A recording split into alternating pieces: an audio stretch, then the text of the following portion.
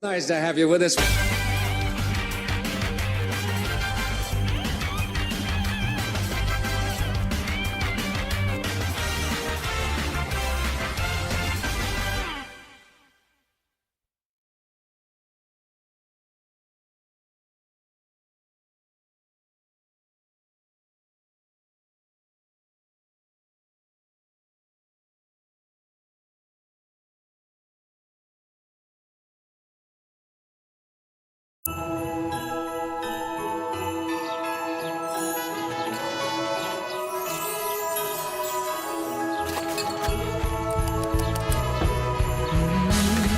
Feels good in my heart, in my soul, when you're here right beside me.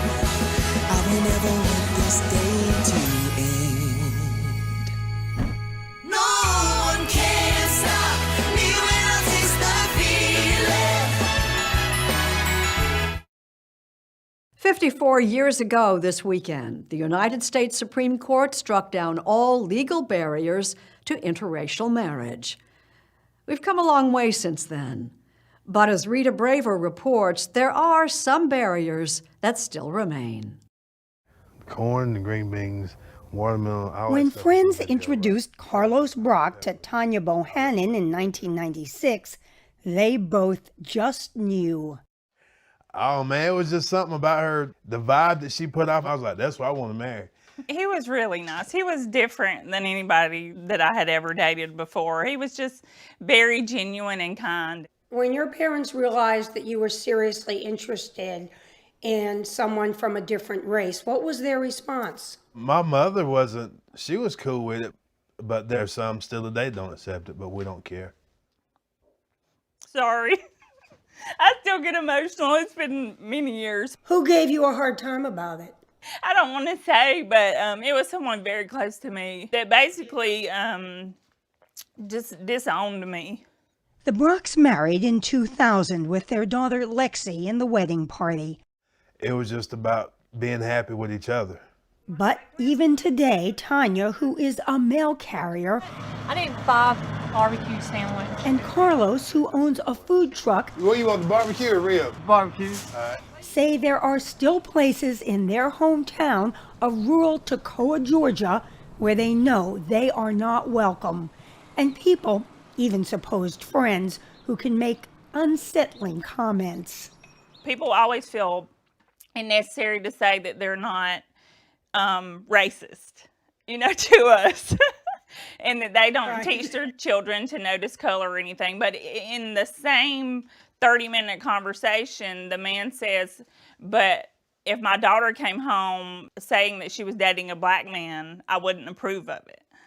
Unfortunately, it's just still so normal. But some things have changed in the half-century since the Loving versus Virginia case, when the U.S. Supreme Court declared that laws banning interracial marriage are unconstitutional. Felt so great. I feel free now. Nowadays, you can hardly open a magazine Quite the pair. Just like us. or turn on the TV without seeing interracial couples. English, please. Are you getting married? According to the Pew Foundation, at least 19% of new marriages in the U.S. now involve spouses from different ethnic or racial groups, up from 11% in 2000. And the General Social Survey found that only 1 in 10 Americans would oppose a close relative marrying someone of a different race or ethnicity. But that doesn't mean that tension has disappeared. Are interracial marriages more difficult? They can be because they're more multi-layered. There comes into play a lot more barriers than what a non-interracial couple will have to face. With a PhD in couple and family therapy, Racine Henry frequently counsels interracial couples. She says that no one should be surprised by what Meghan Markle recently told Oprah Winfrey about the royal family's reaction to the impending birth of Markle and Prince Harry's son. So we have in tandem the conversation of he won't be given security, he's not going to be given a title. And also concerns and conversations about how dark his skin might be when he's born. No matter how much status or money or privilege you might have, racism is always going to find you. Henry says that message echoes the racism shown by many families across every social and economic level. Because we can't have a mixed race child in our lineage? Yeah, because it means too much to us that our bloodline is going to look very different than what it's supposed to look like. And she says at this moment in history, many interracial couples in the U.S. are feeling increased anxiety with heated public debate on issues involving racial justice, immigration, even direct attacks on minority groups. What do you say to the couple to try to diffuse something like that? Well, I first try to validate the partner who feels aggrieved. And I think it's a powerful moment for the white partner to realize that their feelings are secondary. Their partner's experiences, whether they agree with them or not, needs to be taken as serious and as true as their own experiences are. Case in point, I realized about myself that I do need to learn in order to be more supportive. Brian Law and Vidya Rao say in the early days of their relationship, he often didn't understand when she felt that someone had been disrespectful to her, at least in part because of race. I'd be all upset and huffing and slamming the door and pissed. And he's like, wait, what just happened? It's been over the course of 8 years of me, being honest when these things happen, pointing them out. The best thing about him is that he was open to that and he did learn. Now living in LA, they met while working at a media company.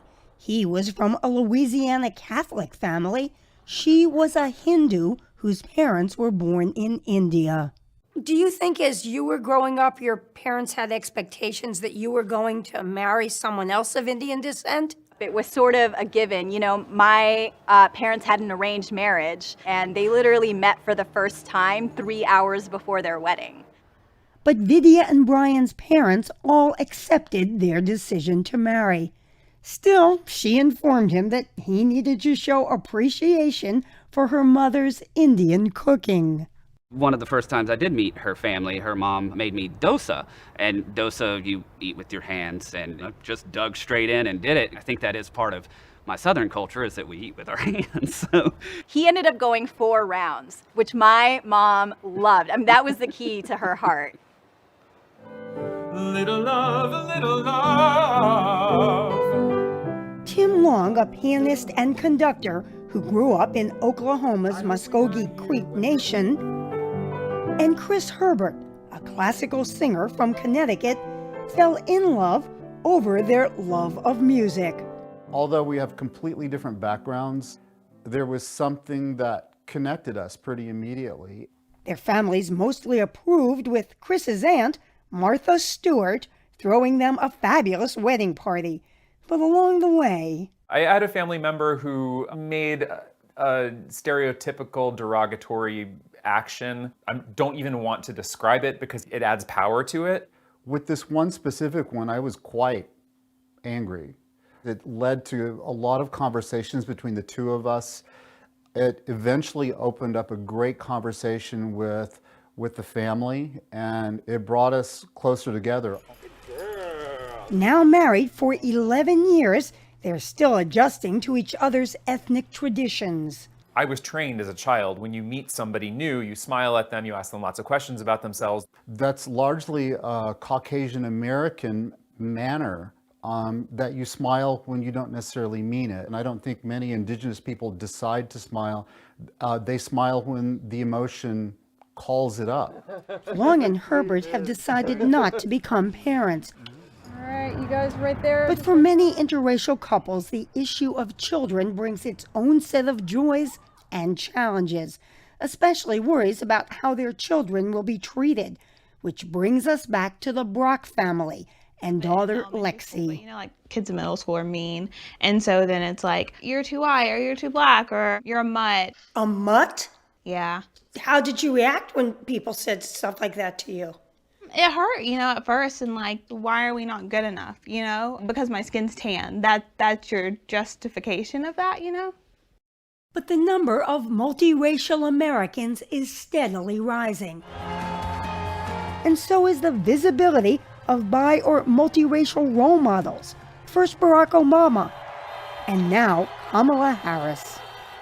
When they called the race, and they were all outside. I mean, that was monumental for me. I saw little tiny girls crying, but like I cried too, because that was the first time. And the Brocks and other interracial families nationwide understand that history is marching with them. Because in the end, love really can conquer just about everything. What's been the great part of your relationship for both of you? We just have a good time. The greatest thing for me about it is, I would have to say, the happiness.